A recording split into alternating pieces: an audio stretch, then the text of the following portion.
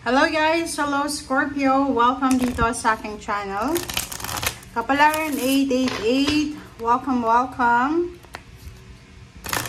Alamin natin kung anong messages, vibration, gabay energy para sa lahat ng Scorpio.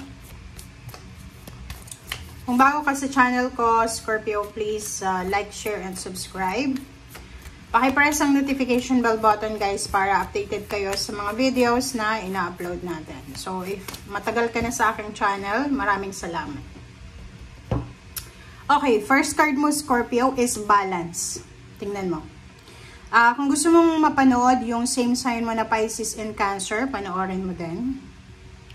Baka makaresonate ka din doon. So, first card natin dito Scorpio is balance.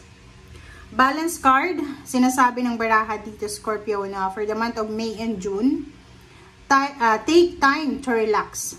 Take time to relax. Indulge a little more or less. Set boundaries with your work. So, eto ay pwedeng makaresonate doon sa mga Scorpio na sobra-sobra kung magtrabaho sila. Yung Scorpio na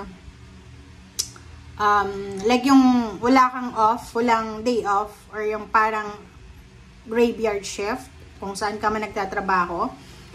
Dito sinasabi na kailangan mo daw ng balanse ngayong buwan ng Mayo and June. Ibig sabihin, give time yourself to relax, to meditate, to contemplate.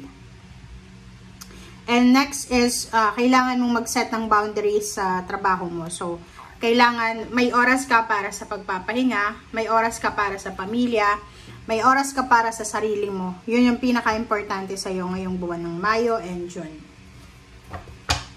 And at the same time, be kind to yourself, be gentle to yourself and others. Okay? Honor your emotions or feelings. Scorpio, kung gusto mong like mag-relax lang sa linggong ito or sa buong buwan ng May and June, gawin mo, okay? Wala namang pumipigil sa'yo and kailangan mo daw yan sa ngayon. Okay. So, yung message natin ngayon is unexpected siya. So, tingnan natin, ano ba yung mga unexpected na pwedeng dumating sa'yo? Two of Wands and Four of Cups. Okay. So, dito guys, sa dalawang barahang to, ang nakikita ko sa'yo, emotion siya. Mayroon ditong Scorpio, is either married ka, may ka-live-in partner ka, may boyfriend, girlfriend, basta may karelasyon to. Ang taong ito, posibleng yun nga, wala namang masama sa minamanifest niya na stability and balance, but meron isang tao na alam mo sa sarili mo na committed ka na. It's either may anak ka, kasal ka, or pwedeng in a relationship ka. May mag-o-offer sa'yo dito ng relationship.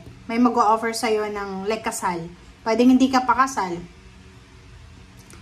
May mag-o-offer sa'yo, babae ka man or lalaki, or ano man ang gender mo. And nakikita ko sir dito, pwedeng yung offer na to is from international. Pwedeng ibang lahi siya, or Pinoy din siya, pero iba yung ano niya, sa ibang lugar siya nakatira. Yung iba din sa inyo dito, ino-offeran ka na freedom, diba? Like, pwedeng sinasabi sa'yo na ako nang bahala sa anak mo, sa magulang mo, ganyan-ganito. So, nandito ka sa Two of Wands. Yung Two of Wands, kailangan mong balance. Balance.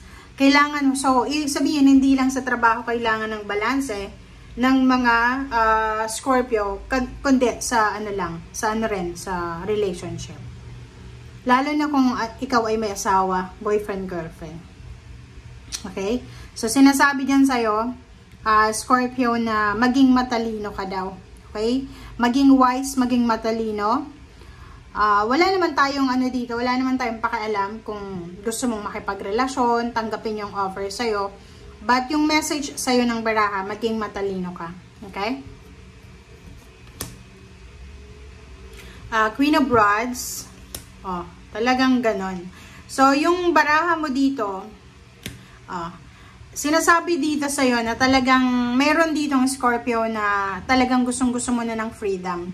And freedom yung ino-offer sa'yo ng taong to. It's either company, it's either trabaho yan, pero love life yung nakikita ko. So, lahat naman, pwede sa love life, pwede sa trabaho, pwede sa company, pwede sa lugar. Merong nag-o-offer sa'yo ng freedom. Meron direksyon na ino-offer sa'yo, journey, parang gano'n na. Sinasabi sa'yo, Scorpio, pag, kung talagang gusto mo, i-guide kita, makaalis ka lang dyan. So, nakikita ko sa'yo dito na walang masama sa intention mo. Walang masama sa pangarap mo sa buhay. Ang gusto mo lang naman, lalo yung mga babaeng Scorpio, yung maging masaya ka. Yung parang wala kang problema, financially, emotionally, supportado ka ng karelasyon mo, ng pamilya mo, gusto mong makaalis, parang ganun. Yung parang suffocated ka. Pwedeng in a relationship ka sa siloso, silosa. Pwedeng yung pamilya mo, kahit may asawa ka na, ikaw pa rin yung breadwinner ng pamilya mo, like yung parents and siblings mo. So, nakikita ko sa'yo dito na simple lang yung gusto mo. Simple lang naman kaligayahan. Gusto mo ng freedom. Gusto mo yung may choice ka na gawin kung ano yung gusto mong gawin. Kasi parang sa kasalukuyan, you're following the crowd, diba? Kung ano yung sinasabi sa'yo, yun lang.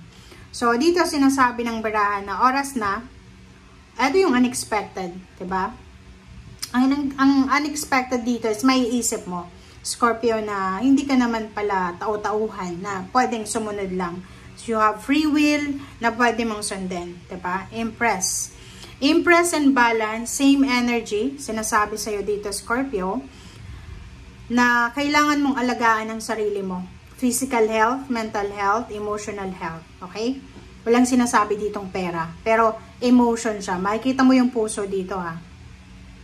Lalo yung physical health, sinasabi ng baraha sa'yo na kailangan mong bantayan yung katawang lupa mo. Kasi, yun nga, sabi dito, balance.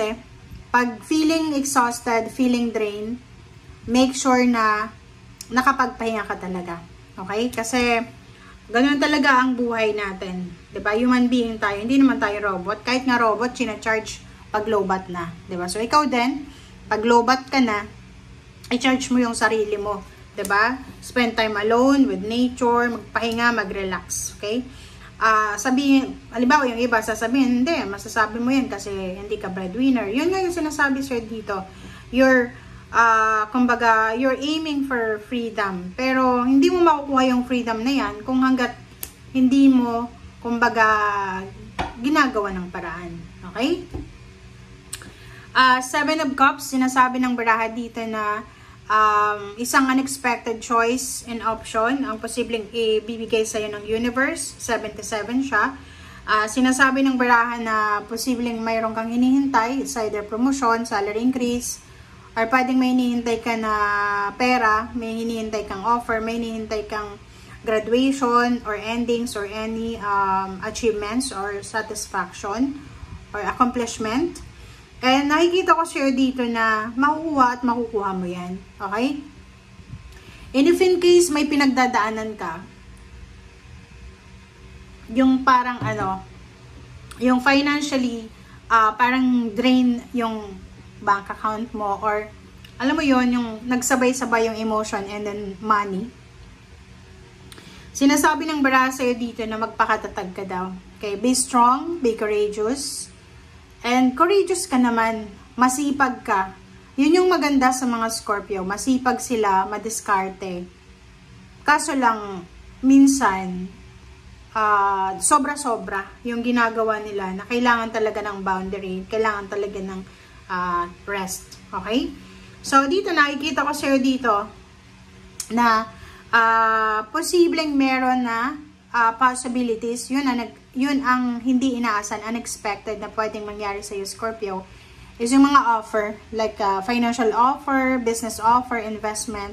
So, sinasabi sir dito ng barahan na pwedeng mag-asawa to, magnanay, magkapatid na magti-team up sila together, 'di ba? Collaboration ng work sila, collaboration ng plan, and pwedeng yung iba sa inyo dyan, magko-collab kayo with someone para magpakasal, di ba? Like a relationship, mag-iipon kayo ng pera para sa pagpapakasal. Magko-collab kayo ng nanay mo or ng parents mo para sa pagpapatayo ng bahay, para sa pagpaparenovate ng bahay.